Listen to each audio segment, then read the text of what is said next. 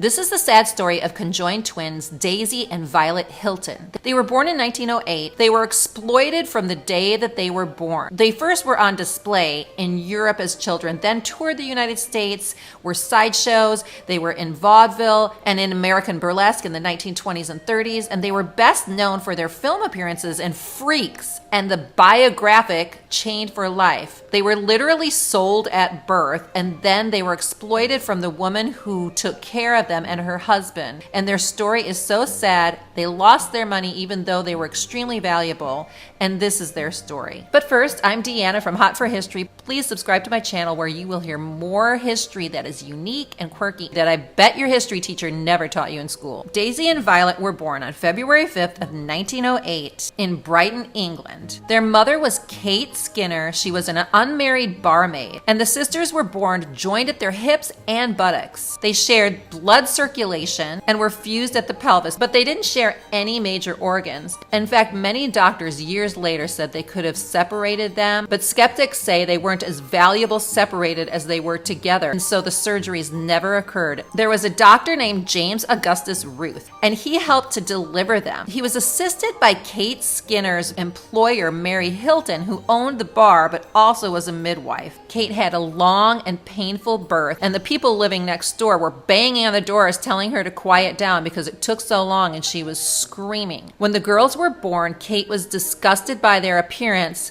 and was told that they would die, so she was positive that they wouldn't make it through the night. And another doctor said that they would not even make it a month. So she ended up selling her children to Mary Hilton, who became their legal guardian. From the time the girls were 5 days old, they were put on display. Mary would sell tickets to have people be able to take a look at them. And she also would sell postcards and merch with pictures of them on it. And as the girls grew up, they became somewhat famous in the area. The girls first stayed above the Queen's Arm pub in Brighton, where they were exhibited. They later moved to the Evening Star pub. According to their own biography, Mary Hilton and her husband and daughter strictly controlled the twins' every single move, and they were physically abusive, and they had to call Mary Auntie Lou and her husband Sir. From an early age, the girls had to learn how to play piano, dress, play a musical instrument. Mary had a vision of keeping them on stage and making a profit. First, the Hilton sisters toured in Britain in 1911. They were only 3 years old. They called them the United Twins. Years later, they would be known as the Conjoined Twins, the Siamese Twins, Brighton Twins, the Hilton sisters, the Hilton Twins, the San Antonio Twins. As the United Twins, Mary Hilton took them to tour Germany, Australia, and then in 1916 to the United States. They were a huge sideshow draw. The controllers kept all the money that the girls made, never giving them a penny. In 1926, Bob Hope formed an act called the Dance Medians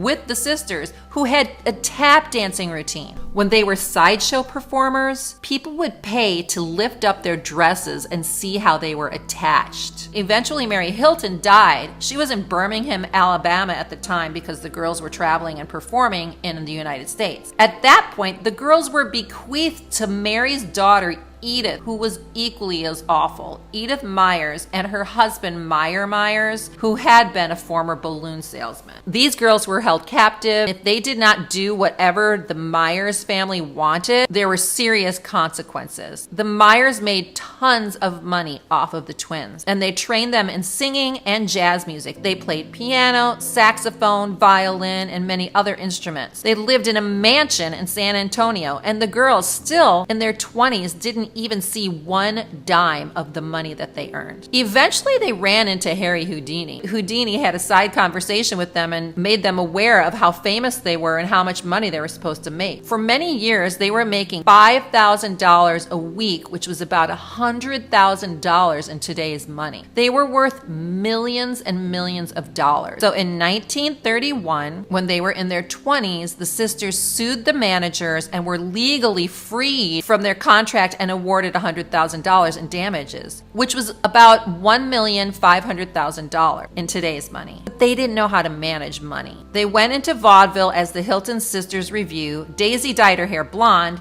and they began to wear different outfits so people could tell the difference between the two. Eventually, vaudeville died, and they started performing in burlesque. Now, what would happen if they would get into a relationship? Well, that happened. Violet began a relationship with Maurice Lambert. She was madly in love with him, and they applied in 21 states for a marriage license, but it was constantly refused. In 1932, the twins appeared in a film called Freaks, worked so hard to try to make a living in show business, but it didn't really work. In 1936, Violet married an actor named James Moore, who many people say was gay, and this was just done honestly as a publicity stunt, but eventually they got a divorce. At the time of their wedding, Daisy was visibly pregnant. Her child, they say, was given up for adoption. Now, if you're like me, you're wondering, but how did they get intimate? Violet said that if Daisy was intimate with somebody, that she would just read a book or eat an apple. So the women were somehow numbed to what the other person was doing and just sort of closed their eyes and sort of dealt with it.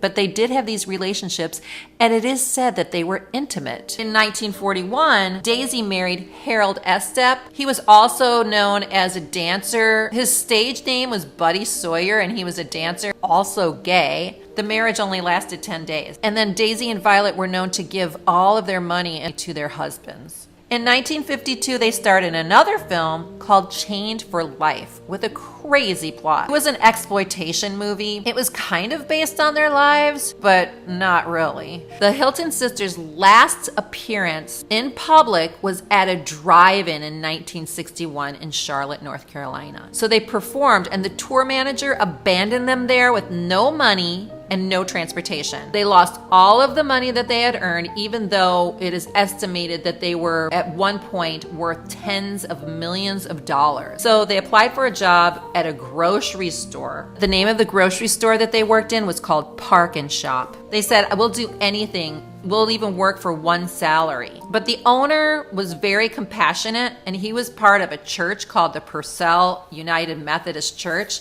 and he gave them 2 full salaries. He even designed this sort of 2-person cashier setup. They were just sitting back to back working. The Hiltons then rented a 2-bedroom home, also as charity from the church, and then they basically just worked and went to church. Still conjoined. The customers and fellow employees of the grocery store said that they were very generous and were always buying them gifts. The end of their life was very, very sad. On January 4th of 1969, and at the age of 60, they didn't come to work. And their boss was really concerned about them. He called the police to investigate. The twins were found dead in their home. It is said that they died from the flu. When they died, they were found huddling over a heating grate on a cold winter's day in Charlotte. And then the sad part was that according to autopsy, Daisy died first. Violet died between 2 and 4 days later, and Violet had not called for any help. They are both buried together in one coffin at the Forest Lawn West Cemetery in Charlotte. Now, what was their legacy? We knew that technology had advanced,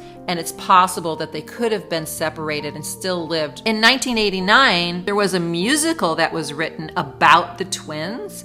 It was called 20 Fingers, 20 Toes, but it only ran for 35 performances. And then, of course, Sideshow, which was a Broadway musical, was loosely based on the sisters. It opened on Broadway at the Richard Rodgers Theater in 1997. It even received Tony nominations. In 2012, Leslie Zemeckis wrote a documentary called Bound by Flesh, and The Hollywood Reporter called it scrupulously researched. And the film actually won an award from the Hollywood Film Festival for the best documentary. That was in 2012. These beautiful women spent their lives being called monsters or freaks. The only way they knew how to make money was to stand around and have people touch them or stare at them with their oddity. So here's to Violet and Daisy Hilton, talented and beautiful women who were never given a chance to live independent and separate lives. They spent most of their lives in bondage, not only to each other, but to the people who wanted to exploit them. May they rest in peace. And the world sometimes is a cruel place, prioritizing money